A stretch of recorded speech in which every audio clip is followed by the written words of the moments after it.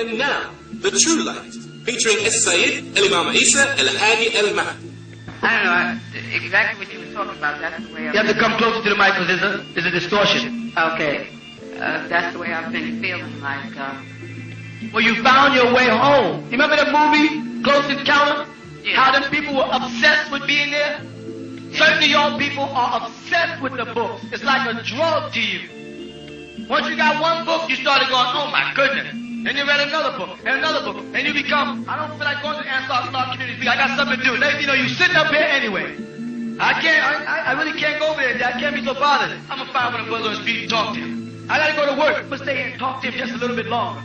You understand? You look at your watch. I got to be to work at 10 o'clock. Here it is. A quarter to 10, you're still talking to brother and wife. Standing there, something about you keep pulling you to them. They say the white man know what encounters of a third kind is. Because he remember the first encounter was when the masters came down. The second encounter is when Jesus came down. And he knew the third encounter would be when the MotherShip comes. He knows what he's talking about. And he knows that inside y'all is a drive to find your way back to the ship. It's something inside that's driving you. And those books got some magic power in them that makes you keep going back to the next book. It's another book out. It's another book out. You're writing, you're marking, you're scribbling, you're checking. You're saying, dang, I found a form. Let me check this out. Come in, swear you got it. And I make the thinking you think is so complicated, it sounds so simple. You got it all figured out. I got it now. They made a mistake. You come, Imam. I heard those when I say, that's not what it says. Look, you go, oh, okay, back out. 15 more books later, here you are again with another little argument. I got another one for you. Whose time are you wasting? You know where you belong. Your soul is pulling you to the tabernacle, and your body is pulling you away. Let your body win, and you're going to eternal damnation. Let your soul win, and you're going to everlasting life. When they say everlasting life, my sons and daughters, all they mean is when you get out of the earth's atmosphere where the Heavenly Father has created suns and moons to control time, you move into an eternal time system. You only have these time systems when you're trapped in the Earth's atmosphere, so 100 years seems like a long time. When you move outside of this sun, moon, and star of this galaxy, time is much, much more broader, and what you call one day could be 1,000 years. That's eternal life. I hope that's understood. Go ahead. Why are they going up in space? And what's the point of these satellites? What are they for? They're trying to get out of here. They realize that the ozone layer is gone. They realize that the insects are increasing, the diseases are increasing, that the drugs are increasing, and the white man wants out. He wants to get back to Saturn. He wants out of here. That's why you can spend all that money to try to throw rockets in space and ain't spending that money trying to cure diseases or hunger. So a person is spending money on their transportation while their house is burning down, that means they plan on doing what? Leaving, point blank. So the white man is trying to get out of here because he sees that this planet, Terra, is about to destroy itself. It's going to self-destruct. And he wants out. Point blank. Simple as that. That's why he's calling them shuttles. A shuttle is to take you from one place to the next. Correct? He wants out. He's going to leave black people here to destroy themselves. And what about the satellites? What are those for? Communication, because they need to communicate from interplanetary communication. The satellite is like a telephone, a wireless telephone. Only instead of sending down just FM frequencies for speech, they can send down patterns for sound, color, and they can beam up images. The white man is seriously right now trying to figure out ways to alter DNA, because he got this from extraterrestrials, and to transport your DNA to a hologram and project you into another galaxy, another dimension, and then send your chemistry after that, and you what he call beam there. He's working on that. Extraterrestrials do it now. He don't have it, and they won't give it to him. So what he's doing is trying to get up there using satellites to monitor different communications that extraterrestrials have from ship to ship, but he can't translate it anyway, because they have a crystal translator. He don't know nothing about it. I like them. Do you have worship services like churches? Yes, we do. Could you tell me what days? Every day, 5 times a day we pray. And then Friday is the assembly day when everybody comes. And what time?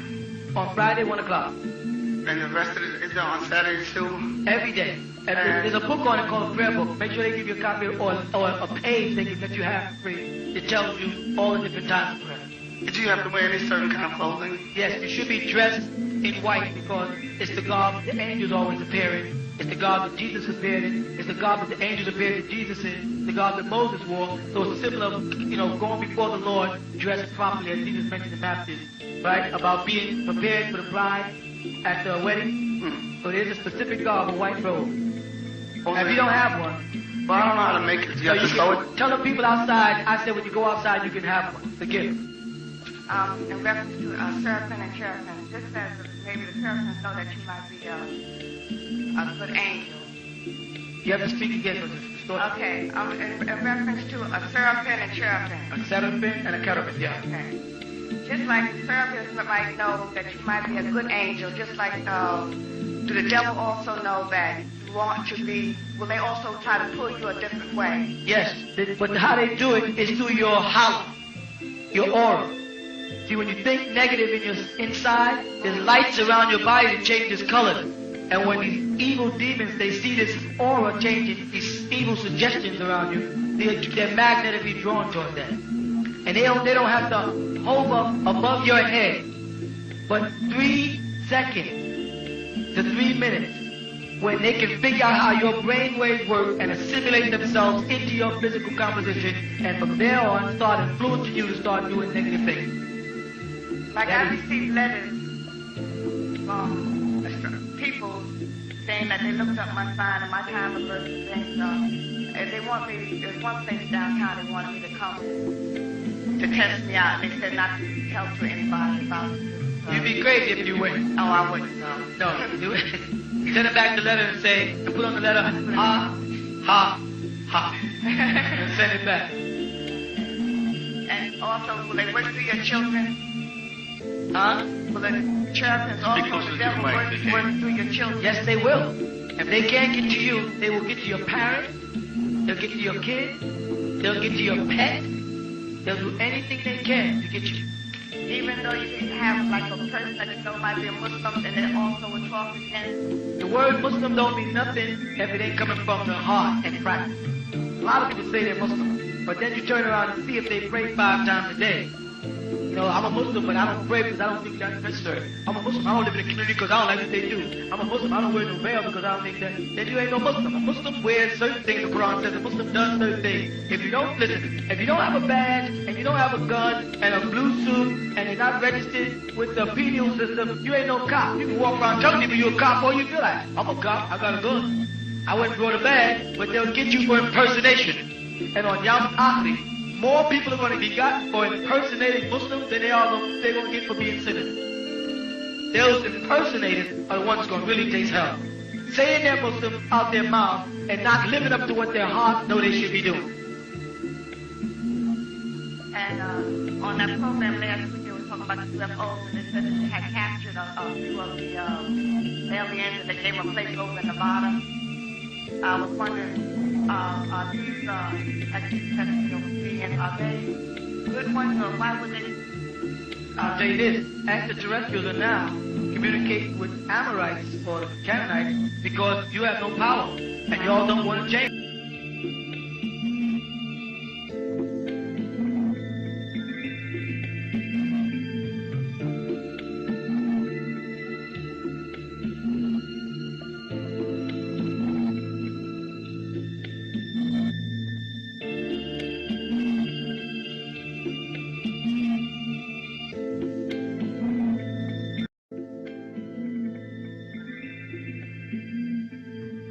They've been trying to convert y'all for the last 50 years.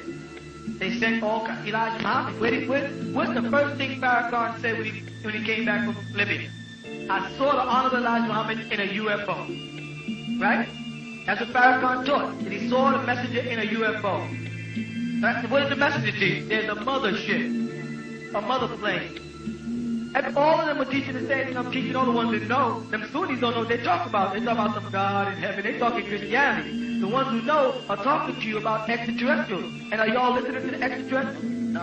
Are y'all listening to Minister Louis Farrakhan? No. Are you listening to all of that? No. But Malcolm X, y'all listen to. Somebody went over and got brainwashed by the devil. You know what I'm saying? So y'all are asking the extraterrestrials to communicate with y'all, but then you don't want to communicate with them.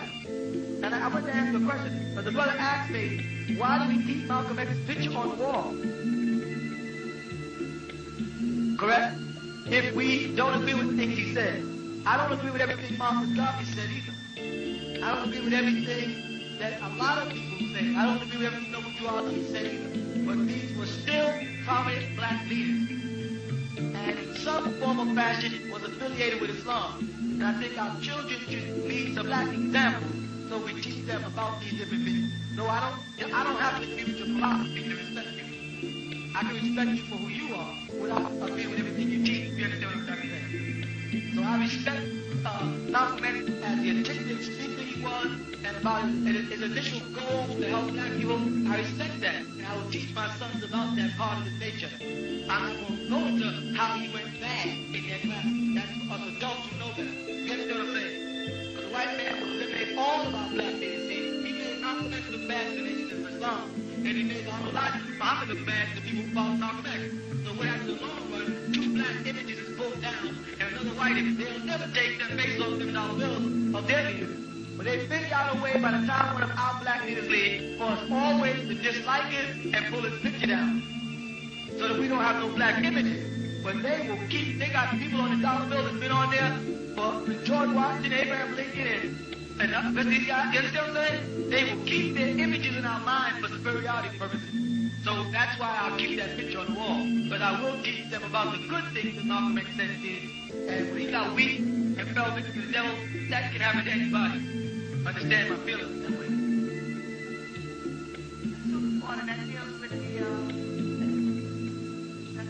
That's the baby stage of it. So the females do know what's that? There's no difference between a male and a female on the Lord's side, on the inner side of man. We want to keep women feeling that there's some kind of form of inferiority. But in the spiritual realm, women are just as great as men. Because I know I spoke to you when I said things, I felt like everybody feels that way. Everybody was a male. Yeah. Well, you got to front. The men don't want to think of y'all as better than them or as equal as them. Because then you'll be able to question their manhood. If you ever feel the skin of manhood over most of the American black men, you're going to find a naked woman. You know what I'm saying? When you get right down to it, a lot of them are scared. The white man has intimidated them, he has castrated them, he has made them, he's taken the best part of the black man away. And he's left nothing but a frail woman. So we work with the white man, we work under him, we yes sir him, we no sir him, we ain't nothing but women. And then when our women get mad, go marry some white man, we get mad. Why is that sister walking with a white man? Because average black man is smiling and showing his teeth. You understand? And if a nation of men like ourselves were trying to become trying to identify with our blackness and our heritage, we become some revolutionists or some subversive, and the first thing your mother comes out of my mouth is, they're a cult. I'm a cult because I don't want to be bugging my eyes and soft shoeing. I gotta be a cult. You understand what I'm trying to say? So the white man is not satisfied until he has castrated our manhood from us. And your mother and them think they're saying something great when they call us a cult. All they're doing is encouraging me to look like some white boy. So in our black men, we got to get ourselves together. We got to make a mark. We got to do something like Elijah Muhammad said. We got to do for self. We got to build our own. And you got to stop serving that white man. I'm about to spies up in there who are sent out here to tap us. You better wake up. Because after they finish using you against me and I'm gone, then they're going to eliminate you. Their whole purpose is to keep Malcolm X down, keep black Panthers down, keep young lords down, keep black Muslims down. They don't want us to follow Malcolm X. They don't want us to follow Nuwaupu Ali. They don't want us to follow Sheikh Daoud. They don't want us to follow Elijah Muhammad. And that's a serious problem. And every time they call us a cult, you add the next couple of letters on. And what's those letters? Culture. When they say cult, you say you mean culture. That group is a cult. You say, no, you mean a culture. Because we are affiliated with a people who have been there for thousands of years. This ain't no cult made up in America. This is the custom, the dress, the dance, the marriage ceremony, the birth ceremony, the language, everything you're taught as an Ansar Allah has existed before Billy Graham and all of these Christian preachers came about. This organization thriving. That we're not no cult, we are a culture. And the white man don't want a black man to have any culture except what he taught it. And that's the Ben-Marinites. And I ain't gonna be no Sammy Davis Jr. for nobody. Now, I'm going to sound crazy to you because you like straightening your hair and then talk about you black. I'm black. I'm with black people. What they got to do with me having a straightening comb in my hair? It has to do with the fact that you see yourself as ugly when you straighten your hair, when you straighten your nose, and It means that you see your hair. Well, my hair is too thick to comb. Who you fooling? Your hair is too thick to comb. That ain't for me. That's the white. You want to look white. Let's be for real. And if you get mad at me, I'm sorry. I'm going to call it as I see it. You want to be white. There's no such thing as my hair is too thick to comb. Then braid it. That takes too much time. Then say you're lazy. Don't say it's too hard to take care of. You know, all kinds. I heard black people say, when my hair is natural, it falls out. You know what I'm saying? That means you never had no hair because the day you was born, by the time you got 12, you didn't have no hair, it would have fell out. You mean you got a full head of hair, then you combed it, and then it started falling out. And now you can't wait for it to grow back because you don't want to cut it too short. Get you a short, natural, take care of your scalp, and let your natural hair come back in and stop making statements to the white man that we think we're ugly. Because every time you see some sister standing there grinning with her hair on process, she's saying things we're ugly. Stop weaving dead people's hair in your hair so you can get Shirley Temple blessed hair.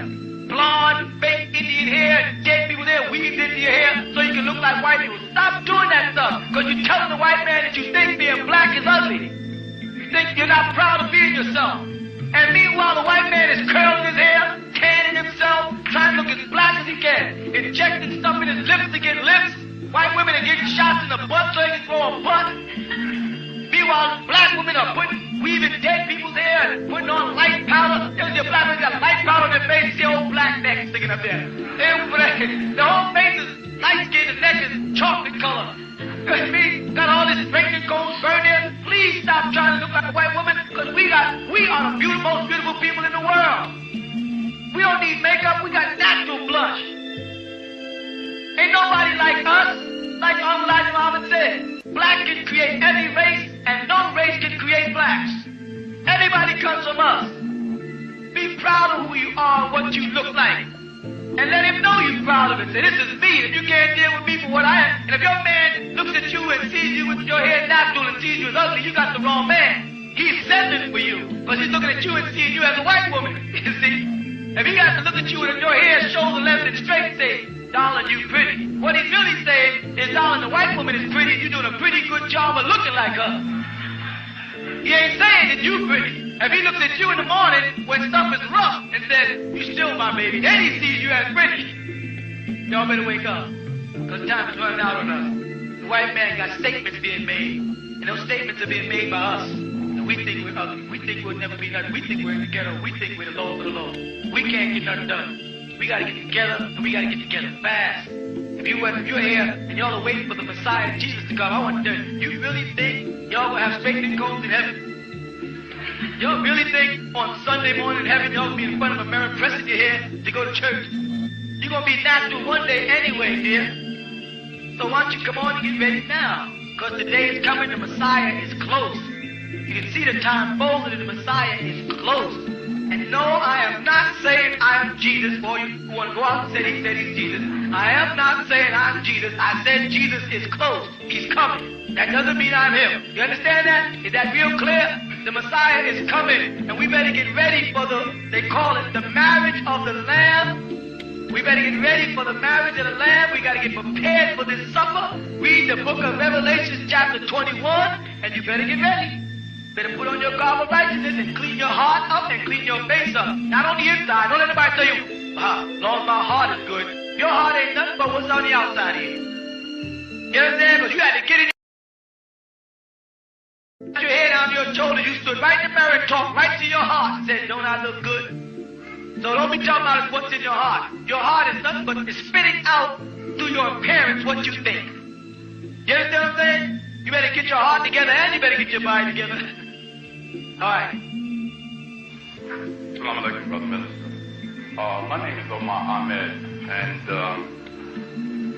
I'm the brother Hannibal Ahmed, who, when you first came out in 1969, 1970, you visited my family and the Harlem Youth Federation and the Black Mind when you first began to teach. When you first came out with your first pamphlet, I saw the symbol and the mahogany daglet and the crescent. And because I was raised by the Honorable Elijah Muhammad, I kind of rejected you at that point, but stayed abreast of your writings, your progress, your travels.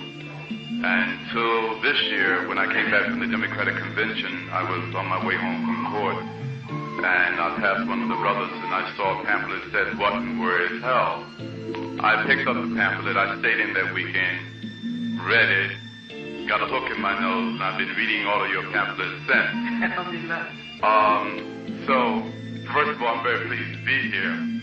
Secondly, I'd like to ask you some questions because by being raised by Elijah Muhammad, you are the continuation of his teachings. I bear witness to that. And there are some things I'd like to ask you concerning the mother plane first. The first question. Elijah Muhammad taught us that the mother plane was a mile by half mile and that it was put up by Orientals. He specifically said Japanese, and that it was Japanese who are piloting them. Is my feeling, if I recall correctly, that it has 150 smaller bombing planes, each of them containing 2 thermonuclear bombs that are capable of going 6 miles down into the earth and causing explosions as high as mountains. I read in your pamphlet when you talked about the mother plane, you indicated or alluded to the fact of them being piloted by either extraterrestrials or people here on the planet. Could you, for me, please, make that clear, your understanding on the mother plane? Yes. The book of Revelation, first of all, explains in detail about the mothership. The reason why it refers to as a mother plane, because it is indeed a whole city. It's not just a ship like people think. It is tremendous. And the specs of it and the description of it, as Elijah was trying to explain to people, are broken down in the book of Revelation 21 and 22. Revelation 21 actually gives you the measurement of it in cubic feet. Now, the reason why Elijah Muhammad, who saw the mothership in a vision, you understand, said they were Oriental, is because these beings that he saw, and this is what most people are interpreting when they think about extraterrestrials. Make note that they always interpret them as not having limbs. These are the military from another galaxy, from Zeta Galaxy. I don't want to get too spaced out so people start thinking you're crazy, because they don't understand. The Zeta, like in Z-I-D-A, Zeta, right? That's a galaxy, all right? And these beings are usually 4 to 5 feet tall. They have a grayish brownish color. They have very large slanted eyes like Orientals. They have the feet, if you know, Orientals have small noses and, they predominantly look like Orientals. Because the messenger was seeing a vision of them, he didn't know that they were extraterrestrials at the time. So he interpreted them as for what they looked like to him, which was Orientals. Now, today, in this UFO thing they talk about, whenever they describe these things, you look at them and say, they look like Orientals. So Elijah was way ahead of his time in that. You follow? Yes, and they are equipped to destroy the planet if they have to. And in the Revelations again, when they speak about it, about the star hitting the planet Earth and going down and making a hole in the planet Earth, a pit. This was Elijah was talking about. The only time these extraterrestrials, these beings, will interfere with what's taking place in the planet is when the devil gets ready to destroy the planet and destroy Allah's children. Then they will intercede on behalf of the righteous, like the Honorable Elijah Muhammad taught. And they know all the righteous, and they will call them by their name, and they will respond, and they'll be taken up into the ship. And then they will release fireballs against the earth to destroy the planet Earth. And it will not destroy anything except those things who do not have Allah's seal of righteousness on them. That's what they're talking about. This is what he was talking about. He was talking about the doomsday. And if we went to Revelation 21, we'd see, and I saw a new heaven and a new earth. That's what Honorable Elijah Muhammad would say. He would refer to paradise as hereafter, meaning here on earth after the devil's 6,000-year period is up, and he has been taken off the planet, and Allah appears in his good time to show forth his power, that he is Allah and has power over all things. When that time comes and the devil is removed, this is referred to as a hereafter. Muslims say hereafter the world ends. Honorable Elijah Muhammad was saying here on earth after the devil is removed will be the paradise. That's where he explains it. And it goes on. And I saw a new heaven and a new earth. And Honorable Elijah Muhammad did speak about heaven. Even though Elijah didn't realize that, because when he broke down who the original black man was, he said, Asiatic black man, maker, owner, cream of the planet Earth, father of civilization, and what? God of the universe. So he didn't know about a heaven, but he was talking about a kingdom, which is a ship, not no spook heaven, where people going to go sit not next to no white God, or no, that Christianity and devil mentality he calls a lie. That's how he was talking about reality. But he couldn't tell them about extraterrestrials. They already thought the message was crazy. But he was saying that we are Asiatic black man. We the original people. He was talking about extraterrestrials and UFOs and motherships and little ships coming out. Man, the white man would have written them off as enough black people. If the white man writes them off as crazy, what do they say? He must be crazy. So the message was preparing them so when I come, I will be able to continue some explanations. Plus, he knew that the news media by that time would have to reveal certain truths that would make black people. Now when I mention extraterrestrial UFO, black people don't freak out because now y'all believe they exist. Why? Because the white man, not necessarily you, but a whole lot of people in there. So let's see what happens in number 21 of Revelation. And I saw a new heaven and a new earth. For the first heaven and the first earth was what? Passed away. That is hereafter. You see what I'm saying? That's all I was talking about. Hereafter. Whether all the duties in the world want to bear witness or not. The truth is truth. Then he said, had passed away, and there was no more sea. Now check that. And then what did John say? And I, John, saw the holy city, the new Jerusalem, which means city of peace. I don't like when I'm talking about the meaning of Jerusalem and what it means, founder of peace. Remember that? Yes. Coming down from God out of heaven. out of heaven, prepared as a bride adorned for Her husband. You see that? He spoke about the mothership coming. It's going to be prepared for us, and we got to be like a husband, ready to wedlock into this city, ready to go to it and live with. Let's go on. What it say? And I heard a great voice out of heaven say, Behold, the tabernacle of Tabernacle is temple. Hakai. Of God is with man. and He will dwell with them. that's why the Holy Mama said Allah will come in his own good time and show forth his power. He's all wise. Because it says he'll be in that temple with them. He'll dwell with them. You see that? Go ahead. And they shall be his people. And God himself shall be with them and be their God. Muhammad Mama wasn't making nothing up. Everything he was telling them was like the scriptures. They just couldn't relate to the scriptures. And he had to take them, what did he say? It's a baby stage. I got to take y'all gradually by the hand and walk y'all through. He couldn't unload all that too. If Muhammad would have unloaded all the things he knew, the white man would have spent his whole time trying to kill him. Because he thought Dr. Martin Luther King knew something and killed him. He thought Malcolm X knew something and killed him. He thought when Clarence 17X broke off from Honorable Muhammad and started preaching in Harlem, they said, uh-oh, there goes the law. You know, and they thought he was real. They killed the man just to prove that he's not Allah. That's how they work. But we read this whole book of Revelation 21, it'll tell us. And God shall wipe, when they say God, we know they're talking about Allah, shall wipe away all the tears from their eyes. What did he say? I give all I have, and what?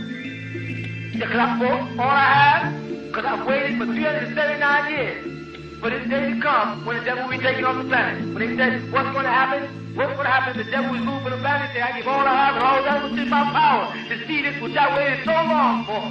That means the tears and the suffering when the devil's time is up will be wiped away from your faces, wiped off your eyes. You cry no more, it says right here. And God shall wipe away the tears from their eyes, and there shall be no more death. Neither shall there be sorrow, nor crying, neither shall there be any more pain. For the former things, this old world, the world of the devil, in its 6,000 years, what? Are passed away. And he that sat upon the throne said, Behold, I make all things new. That's what our life Mama said. It's going to be a new one without the devil. And he said unto me, Write, for these things are true and faithful. He goes on, and many times he says this. Allah describes the crystal city. And it speaks about the doors of the city and the temple and the angels' names on the door. When he speaks about the angels, he's talking about the 24 elders. We know what he's talking about. And the masters. He spoke about it many times. But I don't want to go through the whole thing at this late hour, but everything he said in them writings was true. And it can be found right here in the scriptures. He just knew that a man would come who would be able to explain it. Many men came between me and him, but couldn't explain it. They couldn't take the teachings back to the scriptures and make it confirm itself. Because he said a Muslim is all wise, right, and exact. No hypothesis and approximation no more. All fact. So when the Arab world looks at it, I can say this is what he's talking about. When he said Allah came to personage, he knew what he was talking about. Allah put his spirit into man, and man became a living soul. What did Allah Mama said about Asia? You are the original man. You are Allah, supreme being, the black man of Asia. He didn't only mean Master Prophet Muhammad. He meant Master Prophet Muhammad was the supreme being. All of y'all were divine beings. All of y'all were Allah. But Master Muhammad to him was a supreme being, the most intelligent, most all-wise man in his time, he said. But of course, the Sunnis want to interpret it and misinterpret it and make him look like he's blaspheming because they didn't understand what he was saying. You understand what I'm saying? They didn't understand the teaching, so they turned it around. There's a difference between being a being and a supreme being. He said, Master Muhammad came into the personage of Allah. You understand that? Yes. Christians accepted Jesus Christ as God in the personage these same people call Honorable Elijah Muhammad's name when he says the same thing. The reason I mention it is because on Friday, they had a 2-hour program on Channel 5 on UFO. And they are calling for a congressional investigation because the government has kept the public in the dark about the existence of UFOs. So that was my question. You're right on it, too. That's exactly what that is. Those UFOs are your brothers coming for you. Right. The second part of the question, the Honorable Elijah Muhammad told us that the creation of Adam and Eve was actually the creation of the Caucasian. Although Adam and Eve were black, they were the beginning of the creation of the Caucasian, and that we had been here for thousands and thousands of years. They said trillions of years. Trillions of before years. The white man. That's right. Trillions of years. And that recently the archaeologists have discovered bones and fossils and tools and cups and plates dating back 10,000 years right here in the Americas, right. And 10,000 years in Egypt, in Africa, right. and other places. And the archaeologists and the anthropologists have found the fossil that they call Lucy that dates back 4.5 million years. That's right. And the thing about that is, when Elijah Muhammad said Adam and Eve was the white race, remember, whenever you ask a white man, how old is the earth in the Christian preacher, he says 4,004 years old. Right. If you go back from Jesus 4,004 years old, you go back to the birth of Canaan. Exactly. So Canaan was there, Adam and Eve. You see? Because they're basing that on Bible time. I want to ask just one more question, that's all, and that's about predestination in Islam. I ain't never got a real clear understanding, but I read this hadith, and it said, this man came to Muhammad sallallahu alaihi wasallam and said, if a man is already wrote down on his deeds what he's going to do and where he's going to go, then what good would it do to do deeds? And Muhammad told him, because your deeds, a man that's destined to go to hell would do the deeds of a man destined to go to hell until he entered therein, and a man destined to go to Jannah would do the deeds of a man destined to go to Jannah until he entered therein. I want to know if you got some more information about that. That to me sounds like a false hadith. The reason why I say that is because Allah says predestination of all things, khayri wa shari, good and wicked, are in His country. See, the one they don't understand is the word Qadara. Qadara. Qadri is also used when we say Laylatul Qadri. You see that? The night of, and they say this means power. It doesn't mean power. It's right under that word F-A-T-E. Fate. Not faith. Fate. The word is fate. The devil calls it karma. K-A-N-A-R. Karma. It says the negative karma or the positive karma. Out of that cousin, not karma. It means fate. When Allah says, khayrihi wa sharihi, and He says the wicked and evil is in the cousin, it means that fate. Now, predestination is in the hands of fate. You understand? There is a right way to walk. So people get where they're going even if they live. So fate has it that man can get from one place to the next. So there is a law on how he should walk, right? People who are deformed live, but they still get where they're going. They slow. Allah says it is destined that you left Him, and unto Him you will return. So it's in every man's fate that he should return to Allah. But He also says, I've also put in the midst of you Shaitan, the devil. And if you listen to him, he will alter your fate. Your fate is to be back with Allah. You see what I'm saying? But if you listen to the devil, he can alter that fate and you go toward the shari and not the khayr. You go from the good to the evil. That's what it is. Predestination. That is faith, the path to Allah. And to get back to the bosom of Allah is every man's faith. But there's a price you have to pay to do that. And that price is surrendering. You see? That's where Sallallahu comes in. That price is surrendering to Allah. And if you surrender to Allah, you'll be in peace and be classified among the faithful and be on the Sirat al-Mustaqim. Faith?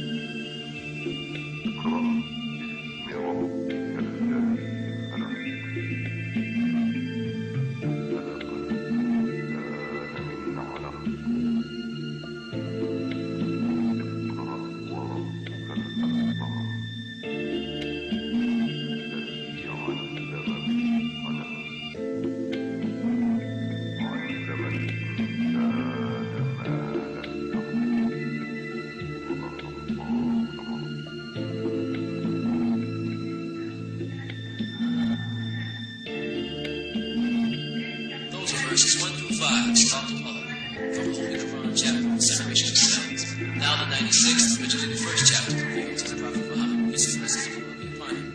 Translation by Asaru, Isa al-Hadid, and it reads as follows: Begin all things with the illustrious names of Allah, the yield of the most merciful.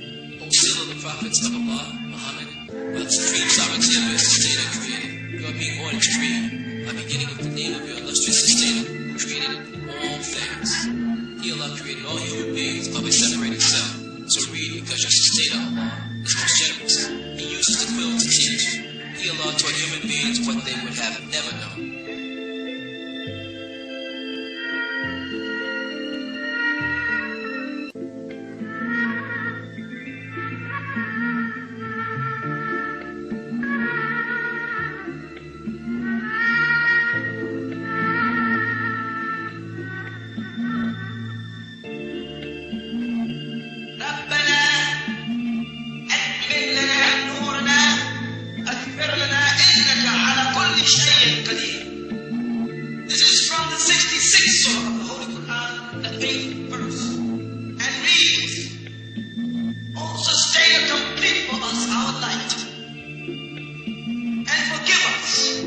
For sure, you have the power